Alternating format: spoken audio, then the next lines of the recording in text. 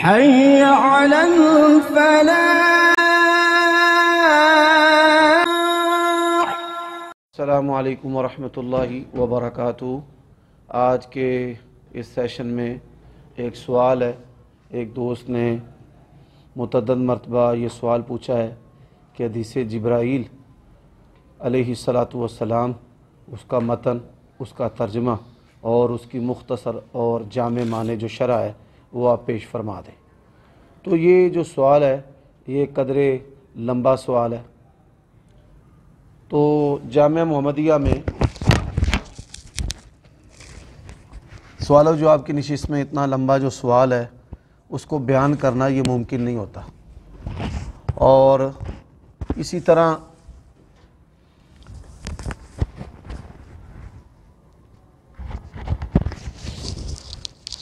ایسا جو سوال ہے وہ پھر ایک خاص مجلس کے اندر یا کسی درس کے اندر یا خطبہ کے اندر بیان کرنا جو ہے وہ ممکن ہوتا ہے، کیونکہ خطبہ جمعہ کے بعد جو نشست ہوتی ہے اس میں لوگ جلدی استعجال کا شکار ہوتے ہیں، جلدی کرتے ہیں۔ ہر ایک بندے کی کوشش ہوتی ہے کہ میرا سوال جو ہے وہ پہلے سنا جائے اور اس کا جواب دیا جائے اور تبصرہ کیا جائے، اور اگر ہم اس سوال کا جواب وہاں دیتے تو بڑے سارے لوگ جو دور دراز سے آتے ہیں اپنے ابہام اس کو دور کرنے کے لیے، غلط فہمیاں دور کرنے کے لیے، یا کسی کافر اور بدعتی کا رد کرنے کے لیے۔ تو حدیث جبریل علیہ الصلاۃ والسلام جو ہے یہ صحیح مسلم میں ہے۔ اس کو بیان کرنے والے امیر المؤمنین خلیفۃ المسلمین، اللہ تعالیٰ اور اس کے پیارے رسول صلی اللہ علیہ وسلم کے محبوب، صحابہ کرام کے محبوب اور اہل بیت کے برابر محبوب عمر بن خطاب رضی اللہ تعالی عنہ روایت کرتے ہیں، قال بینما نحن جلوس عند رسول اللہ صلی اللہ علیہ وسلم ذات یوم۔ ایک دفعہ کا ذکر ہے کہ ایک دن ہم نبی علیہ الصلاۃ والسلام کی خدمت میں بیٹھے ہوئے تھے۔ اطلع علینا رجل شدید بیاض الثیاب شدید سواد الشعر۔ اچانک ایک آدمی نمودار ہوا کہ جس کے کپڑے لباس جو ہے وہ انتہائی سفید تھے،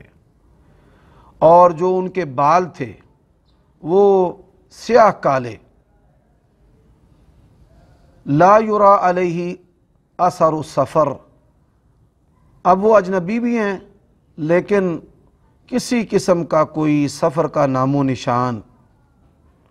ان پر نہیں ہے، ولا یعرفہ منا احد، اور ہم میں سے ان کو کوئی پہچانتا بھی نہیں ہے۔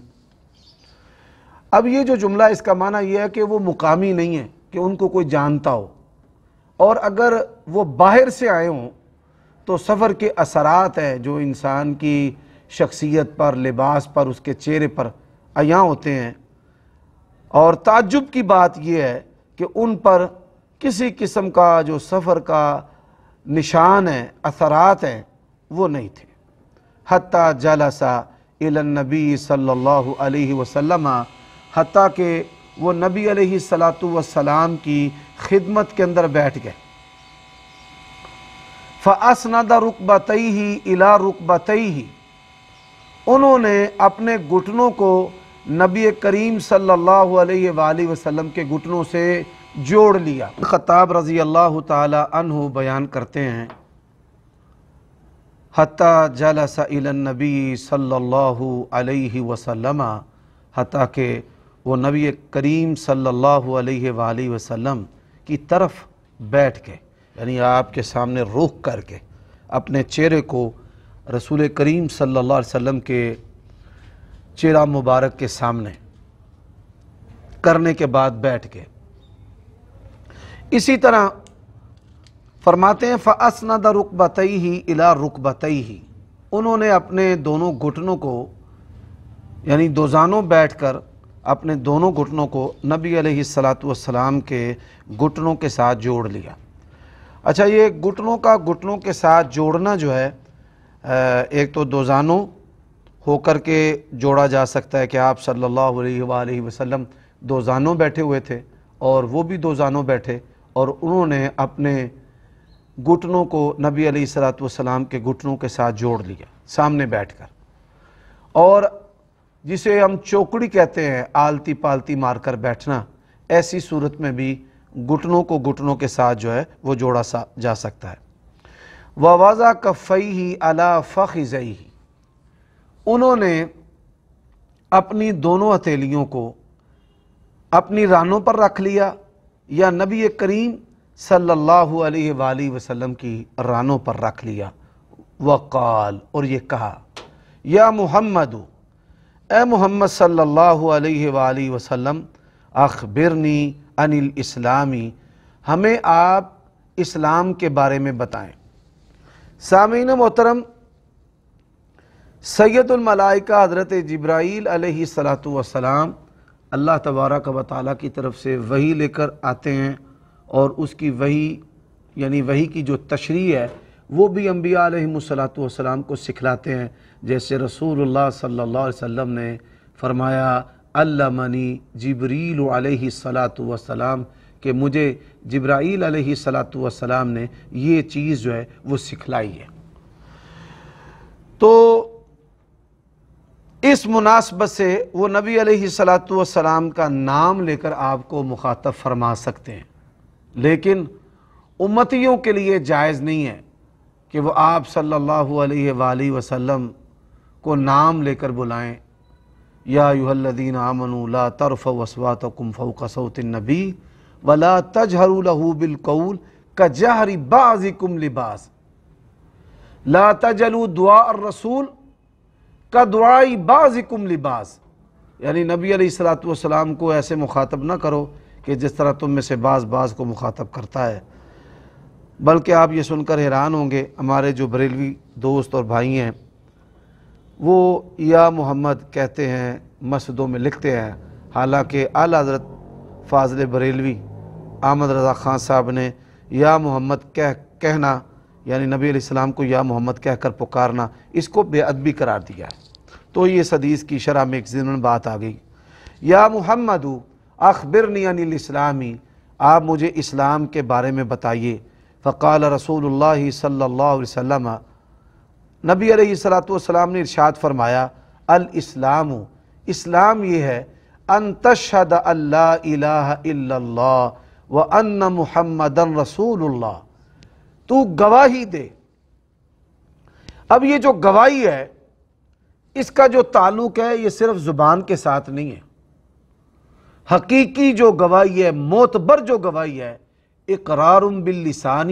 و تصدیق بالقلب و اعمال بالجوارح، کہ زبان سے اقرار کرنا، دل سے اس کی تصدیق کرنا، اور پھر اپنے بدن کے ساتھ عملی طور پر اس گواہی کو ثابت کرنا۔ یہاں پر یہ بات ہے کہ اگر کوئی شخص اسلام کا اظہار کرتا ہے لیکن اس کے دل میں نفاق اور کفر ہے، تو ایسے شخص کا جو ظاہر ہے وہ معتبر سمجھا جائے گا، کیونکہ نبی علیہ السلام دنیا سے جا چکے ہیں۔ اب کسی بندے پر وحی نہیں آتی کہ وہ کسی کے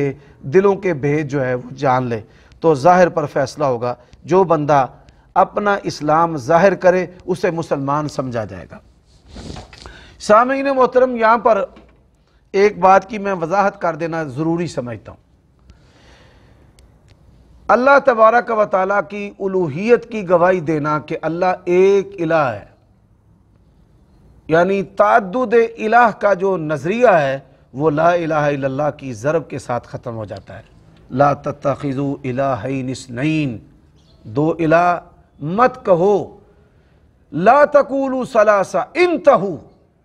بعد آ جاؤ، خبردار، بعد آ جاؤ، رک جاؤ۔ یہ نہ کہو کہ تین الہ ہیں، بلکہ ایک الہ ہے، وَإِلَٰهُكُمْ إِلَٰهٌ وَاحِدٌ۔ تو اللہ تبارک و تعالیٰ کے ایک الہ کی گواہی جو دیتا ہے اور نبی علیہ السلام کو اللہ تعالیٰ کا آخری نبی اور رسول مانتا ہے، تو ایسے بندے کی جو تکفیر ہے وہ نہیں کی جائے گی، اسے مسلمان سمجھا جائے گا۔ اسی طرح وَتُقِيمَ الصَّلَاةَ، نماز قائم کرنا، قائم کرنے سے مراد ہے بھائی بدن کا پاک ہونا کہ اس کو جنابت لائق نہ ہو، اس نے غسل کیا ہو، بدن کا پاک ہو، پھر وضو ہو، پھر فجر کی نماز اس کے اوقات میں، ظہر کی نماز اس کے وقت میں، اور اسی طرح با جماعت ہو، ادائیگی کا جو طریقہ ہے وہ مسنون ہو، اور جو نبی علیہ الصلوۃ والسلام کی نماز کے بارے میں تعلیم ہے۔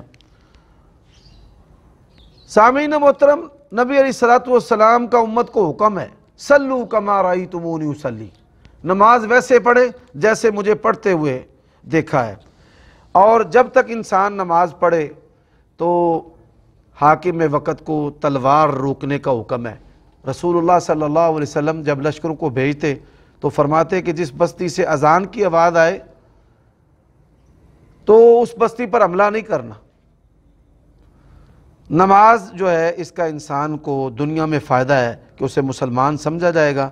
اور اس کے مال و جان کا تحفظ کیا جائے گا۔ وَتُؤْتِيَ الزَّكَاةَ، تو زکوٰۃ ادا کرے گا۔